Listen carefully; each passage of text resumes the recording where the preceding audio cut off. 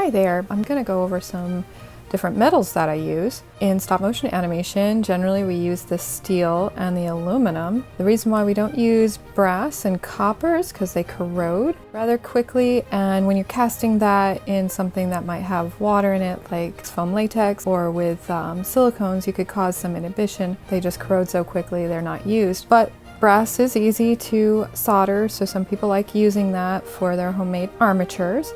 And I'm going to go over something called dead bend. Dead bend is how easily a wire bends without springing back. So you can see steel is very springy, and I put together some pieces for us to show that. So here's an example of steel, and I've bent it into a shape so we can demonstrate this dead bend. So dead bend, if I were just to easily push it out, you can see how much I have to push it out, push the wire to past its point of where it's going to actually relax into.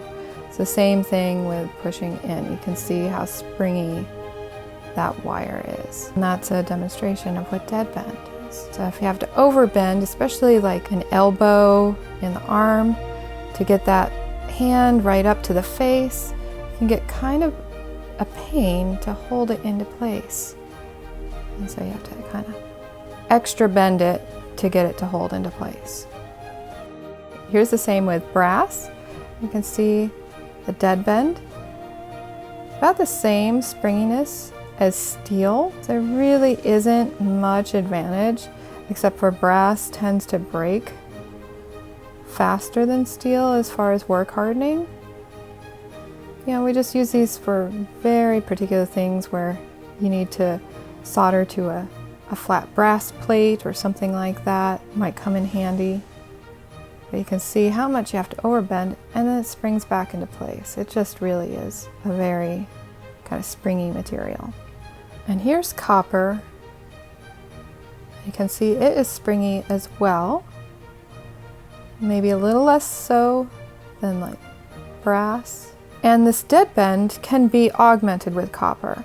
So copper can be heated up in a process they call annealing, and you do this with a very open flame, and you know it will kind of darken the metal, and it will give it a dead bend that's almost to the point of aluminum. But copper has a bit more strength than aluminum, and especially when it's annealed, the work hardening takes a lot longer to happen. So you can see how it wants to spring back. You bent it, and it wants to spring back.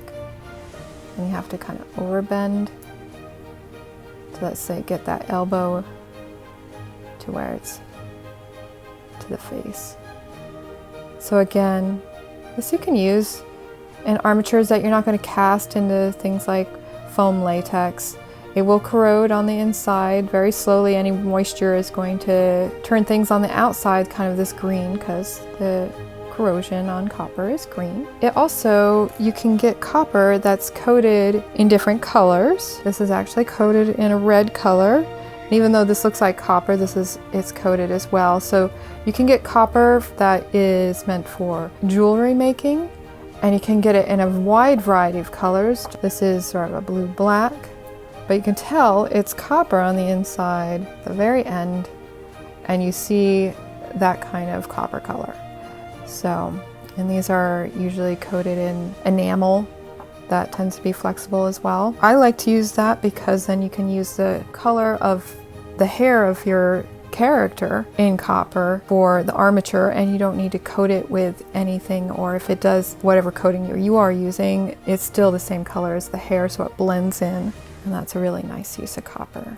Now I'm going to show you dead bend with aluminum. You can see very little spring back, very malleable, and that's why it's so widely used. And again, the aluminum, when it corrodes, the corrosion is actually white, so it's not going to affect any casting materials as much as, say, copper that bleeds out green. That's aluminum. So dead bend, or lack of springiness.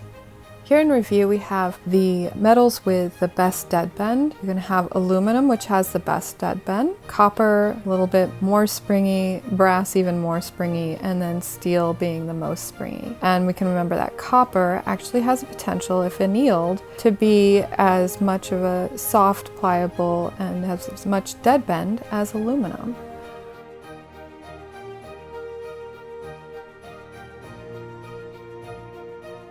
Thanks for watching this presentation, and until next time, happy crafting!